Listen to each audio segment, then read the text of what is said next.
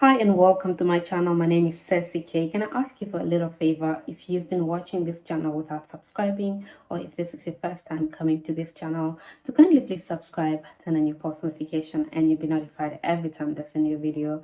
Thank you so much. So in this video, I will be reviewing the Pop the Balloon All Find Love episode 85 by Arlette Amole. What did you guys think about that? If you've watched the video in the comment section down below. For those of you who do not know what Pop the Balloon or Find Love show is about, it is a dating show that brings singles together where they could potentially find a match, they could go on a date. We have seen some people actually get married, get engaged, and there are a couple of people that are actually dating from the show. So what did you guys think about episode 85? In my opinion, I felt like this was a great lineup of men and women, actually very matured and very respectful. Of course, we cannot, forget about drama. Drama will always be there in Pop the Balloon or Find Love. There's always going to be somebody that's going to bring the drama, which is good as well. We don't just want to watch a show where people just come on the show, match, and then they go back to their houses. So I felt like it was quite an interesting episode, I would say. And the men were mostly in their early 40s, mid 40s, and then of course some of them were in their late 40s, and then of course we also saw one that is in his 50s, and the women were in their late 30s and early 40s, mid 40s, and there was also another person that was in their 50s. And of course, because of that, I felt like they were quite matured, and they took feedback in a right way, instead of getting offended and all that and creating chaos. I felt like most of them were actually stable, like financial stable. They have businesses, they have jobs, they seem like they have made it in life, like they are done playing and they were looking for something really serious. And majority of them were divorcees as well. They are divorced, they were married before, and they have children. Of course, there were some that didn't have children, but majority of them of course had children.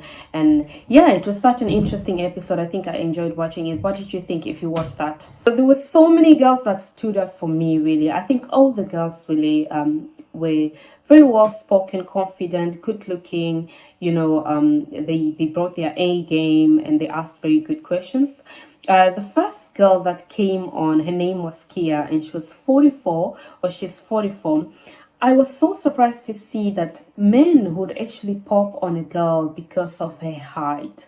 So two of these guys actually popped on Kia because she was taller than them. So it got me thinking. I'm like, all this time we've been complaining about women actually popping on the short guys, but it turns out that men do not like tall girls as well. Let me not use the word like, I'm going to use the word prefer. Like most men would prefer short girls, it seemed like, at least in this episode. I was like, so all this while that we've been going on about women popping on short guys, there are men that wouldn't want tall girls as well. So I'm like, so it's not only the short guys that are actually finding it so hard to find mates, like dating mates in the dating game, but it looks like even the taller girls as well. So if you are a tall girl or you're a short guy, it sounds so uncomfortable to say short guy actually. So if you're a tall girl or a short guy, put it in the comments section down below. What do you think? How is the dating world out there for yourself? Like, is it tough for you to find somebody? How is it going? I'm short. So I'm actually on the good side. I'm short. I'm not really short, but I'm not too short. I'm not too tall. So I'm just there, like medium. So for us, I don't think it's a problem. But for you guys who are really tall, how is it out there? Like, is it easy for you to be approached, especially ladies? Is it easy for you to be approached by guys? Or are the guys really scared of you? And for men as well, would you approach a tall girl, like a girl that's taller than you? So I will never ever again complain about girls choosing taller guys, to be honest, because I've seen it for myself then that it is not just girls, even men would prefer actually ladies that are not taller than them. Now this second lady, in my opinion, is a 10 over 10. I don't know what you think, but I thought she was a 10 over 10. well dressed, well spoken, very beautiful. She's into fitness. She said all the beautiful things. She asked all the beautiful questions. I like especially when she spoke about where she is financially. She doesn't want to be with anybody that has debts because she's paid off all her debts. I'm like, yes, girl. So Brendan is the first guy that actually popped on her. I'm gonna put Brendan up there. So that is Brendan. So he was the first guy that actually popped on her. And guess why he popped, guys? He said she was talking so much about fitness, but she doesn't look fit herself. So he was talking about the saggy skin in the arms. You know, I feel like as you're getting older, especially 30 plus and so on, even if you're really fit, there's gonna be that, you know, saggy skin. And especially if you are a mom or you have children, I see a lot of women that are 30 plus or 40 plus, you know, having that saggy skin even if they go to the gym. So it also depends on what kind of fitness journey are you really following, whether it's the kind of fitness journey that builds your muscles, because if you're building muscle, maybe you might not have that saggy skin. But if it's the kind of fitness where you eat well, you go to the gym and stuff, you're not building any muscles, then I feel like the saggy skin would still there. So according to Brendan, why would she be talking about, you know, fitness and all that, wanting a fit guy or wanting a guy that is into fitness when when she has the saggy skin there? And then of course she's wearing a waist trainer, and Brendan apparently didn't like her eyebrows because they looked like they were drawn on and stuff. So he went on preaching about how, you know, women want men that are fit, but then they don't have the stamina. He is not fit, but when he goes to the gym, if he goes to the gym with a lady and stuff, he's got the stamina. I'm like, man, your insecurities are really loud. Like, dude, we understand you are not fit looking, because according to him, a person doesn't have to look fit to be fit. Some people just look fit. It's like he was trying to, you know, cover up for whatever his insecurities were because of the way he looks, guys. I don't want to say anything better. There's nothing bad about his looks. It's his choice to look the way he looks. But really, just to go on about that, just because somebody said they prefer somebody that looks fit, I felt like the insecurities were very loud there. Of course, pop your balloon and just say, I'm not a fit person, I'm not a fit looking person, and you'd prefer fit people. So that's it, keep quiet instead of going on and on. And then, you know, Maritza said she's not wearing a waist trainer. Guys, look at her waist.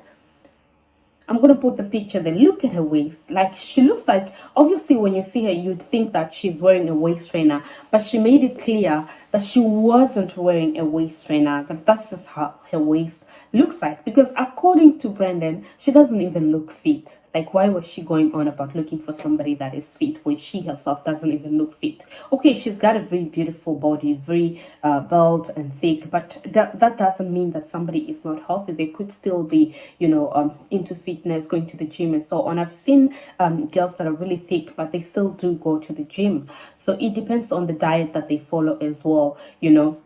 You don't have to be skinny to be thick. I mean, to be fit, you could be, you know, bigger, but still be, you know, fit and stuff, especially for women. I don't know about men. Like, maybe muscles is what defines a thick person, but in my opinion, she does look fit, you know, very well dressed, very beautiful. And like she said, she also mentioned that her brows are actually natural. They're not like drawn on. Brendan went on and on about a lot of women who wouldn't, that, oh, he doesn't look fit, but a lot of women wouldn't even keep up with him in the gym because he's got a lot of stamina. He went on and on and on. I'm like, dude, let the lady be now. She prefers a fit guy. You're not fit looking. That's okay. That's why we are still at Mariska, you know, the lady in green. I had a question that popped up, you know, like, would you date somebody that looks like your ex? Or is that like, you know, a red flag? I want you to put it in the comment section down below. Like, somebody popped on her, this is the guy with the red hat, or is that orange? So he actually popped on her because apparently she looked like you know, his ex. And I was wondering, would you date somebody that looks like your ex, or is that a red flag? Would you not? what is like, is it that it was so bad, or the relationship with your ex was so bad that you can't look at somebody that looks like them, or what exactly? Because I don't understand people, like, honestly. But yeah, this guy actually popped because, you know, he thought she looked like the ex. And of course, she went home without date. As beautiful as she was looking, as beautiful as she is, even though she said all the right things, she still left without anybody. And I was like, oh my gosh, her DM is gonna be full on Instagram or on the social media, because I mean, there are a lot of people out there that are watching as well. You know, they might see you and they might be interested and they might go to your DM, and I hope that she finds somebody. I'm gonna move on to another lady that really stood out for me, and that is Paulette. She's 45, she's a physician, she has her own practice, very well spoken, very beautiful. I didn't like her shoes, but I'm not fashion police, so I'm not going to say much about that. I felt like the shoes, the shiny shoes with the dress that she wore, weren't really a great match. But I felt she's very intelligent, and then of course she spoke very well, and she asked all the beautiful good questions. And I want to look at her you know, her red flags and what exactly it is that she's looking for in a man. I felt for anybody in their 40s, this is you know, worth emulating as well. If you're looking for somebody in your 40s and you have children, there are two things that she actually mentioned that I resonate with as well. One of them, she said that she's looking for a strong man who is also tender and loving towards women and children.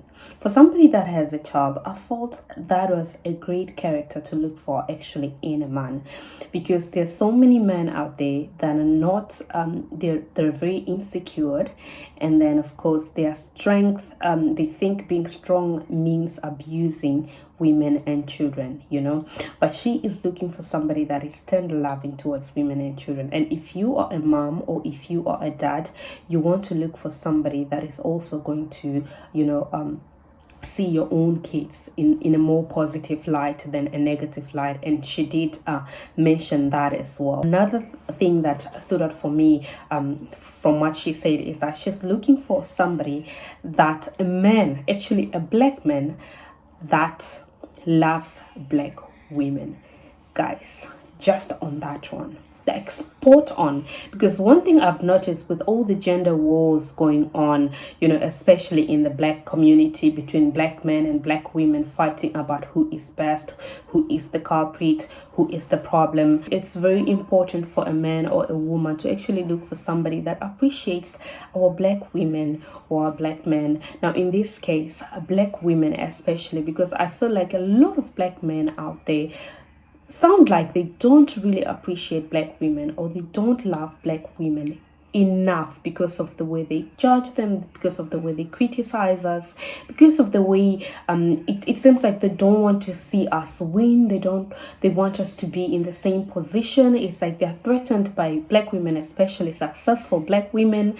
You know, they blame them on destroying families. You know, the reasons why there is no two-parent households and all that. So I felt like that was a very, very, very important point that she mentioned, that she's looking for somebody or a man that loves you know, black women for who they are, and not somebody that's gonna want, you know, to put you down constantly all the time, just because, you know, you're trying to better yourself, or you're trying to you know, to be better. And another thing that she also mentioned that I felt like a lot of women out there, even you that is watching me right now, if you are, you know, looking for somebody and you're in your 30s or, you know, late 40s and stuff, you should, a character that you should also look for, I think, is she mentioned that she's looking for somebody that is not pretentious or performative.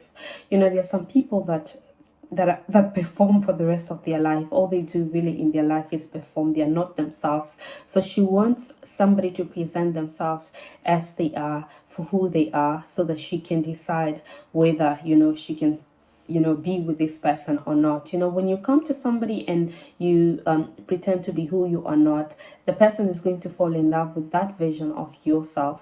with that vision that you have presented, and only to find out later that you are a different person. I think it's very, very important if you're looking for somebody, for those of you that are out there in the dating market, to make sure that whether it's a man or a woman, to really just make sure that that person is themselves, and they're not pretending, or they're not just putting on a show, so that you really just decide whether to be with them or not. Like, they have to be themselves. And just on the part of the kids, she did mention that she doesn't want somebody that's going to see her kids as a liability, so they should be able to see them as children that are contributing positively into their life. I think that is very, very important. She did make it clear, like I said, that her kids are being taken care of. Their fathers are in their lives, so it's not like she's looking for somebody that's going to take up the role of the father for the kids. So they already have the father, but despite that, she wants somebody that's not going to see them as a liability,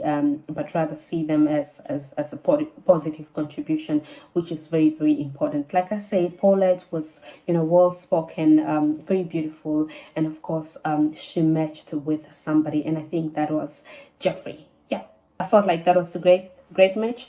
Jeffrey seemed like a very calm, cool, and collected, gentleman as well. So I can't wait to see or to hear how their date went. Actually, I thought it was a great match. This next one was, for me, really just very, very dramatic. So this lady is called Noelle, and she's widowed. I can't quite remember how old she was, but I think she was 41. I felt she was too much. I could smell the toxicity from the beginning. Like, I was even tired just from watching her. By the way, I spoke about toxic people in my previous video. You can check it out. Now, this is one of the things that I was speaking about. Like, they get you just stressed. Just from watching the show, with how this lady was, I was already tensed. Like, I was already tense, and I could feel what the gentlemen were feeling. And of course, she left without a match, because then she was just going on and on, like over explaining things. Her answers were so long. She was going round and round in circles, dancing around all the answers without answering straightforward. And she asked very, very, very weird questions, I felt. Yeah, so I was wondering, like, is this lady here looking for a widower, or what exactly is going on here? And why is it that her questions, her answers were just dancing around? She was all over the place, the way she was answering. Of course, she said that she was nervous, but I felt like even with the nerves, you could see what kind of person she was. Like, there was this whole toxic energy dancing around her. And then of course she said that, oh, she's a Christian. She sounded like those toxic Christian, narcissistic Christian ladies. Well, she said that she is a foster parent, that her husband passed away, she has a child, and that she is she has a foster kid, and that she's planning to adopt another child. So one of the red flags was that any man that claims his ex's children just because they were together for a long time, I was like, okay, how is that a red flag? But anyways, that's what she prefers. And when she was asked to explain why, because come on, it's like so contradicting. For somebody that's a foster parent, for somebody that says that she's about to adopt a child, you'd think, okay, maybe she doesn't really have issues with children. And then for her to say again that a red flag is any man that claims her ex's children just because they were together for a long time. Of course, two of the gentlemen had to pop, because they said that they had been together for long, taking care of their ex's children just like they were their own. So as such, of course, they wouldn't want to cut off any relationship or any ties with children like that. And then the second question that blew me off really, and I thought, is she okay? Looking at the fact that she's widowed, and then of course the way she was talking, the way she was going round and round in circles answering questions, I felt like, is she really okay? I feel like some of the people that come on this dating show really just need some mental assessment or psychological assessment. Now, I'm not saying this in a very bad way or in a very mocking way, but I feel like some people need some healing, and they probably just need to see a therapist or something because of the way they go on about certain things and their outlook on life and stuff. So she asked a very weird question. So her question was, are you divorced? And if you are divorced, is your wife still living? So the guys, some of the guys were really shocked. Guys, I could see the look on their faces. I could see the look on their faces that they were really shocked, because they're like, okay, but guys, this gentleman was still calm. They were still keeping it together, despite the fact that I could see that they were really shocked, and some of them really just needed to laugh this out. But because they're so matured, they kept it cool and they kept it together, and they still went ahead and answered the question. Because if this were the other lineups that I've seen in the past, they would have probably popped immediately.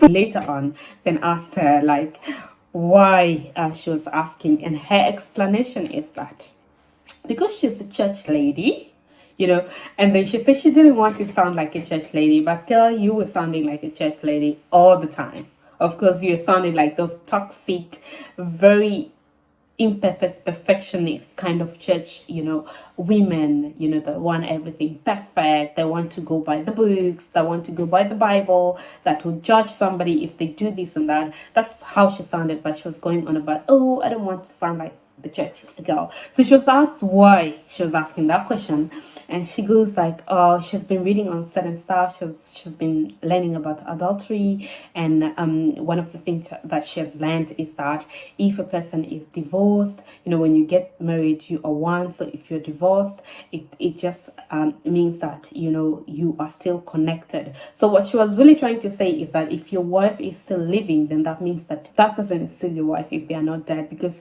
her husband is dead.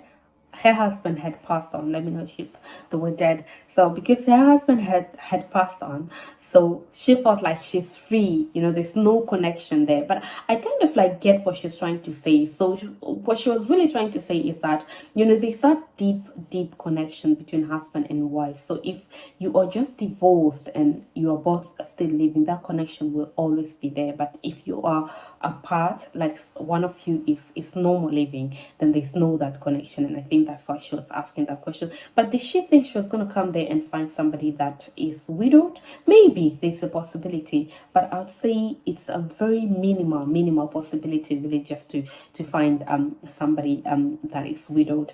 But anyways, it's good that she tried. It was bold of her that she came to try and find somebody of that nature, or somebody like herself. That I felt was really dramatic, and I was like, what exactly is going on with my sister in pink? But anyways, she also did make it clear that especially with the issue of the kids, that if she gets somebody that is really disciplined, she doesn't mind. So it would also just depend. So I'm gonna talk about that last girl, the very great spirit, Bam. Her name is Bam. I'll call it Bam Bam. Very good looking as well. She looks like she takes care of herself, her body, her soul, her spirit. Everything was just shining. This is that light within her that is so, that is just shining very bright. And she looks sportish as well. I think she said that she plays sports. Yeah, Bam was one of the two matches. There were only two matches on this episode 85. The first one is Paulette and Jeffrey, and then there was Bam, and the guy's name, oh my gosh, I forgot it. I'm gonna put it up there. So she also matched with somebody. I felt she was very well spoken as well. She knew what she wanted. She asked very great questions. One thing that stood out for me with Bam is the way she put Brandon in his place. Like, dude was gonna get so disrespectful, just like he did with the other lady in green. But you know what? Dan said, you don't talk to me like that. You talk to me well.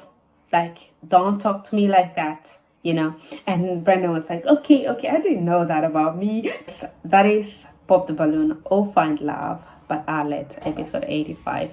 And that's a review from me, myself, and I, Ceci K. I'll see you again in my next video. Thank you so much for watching.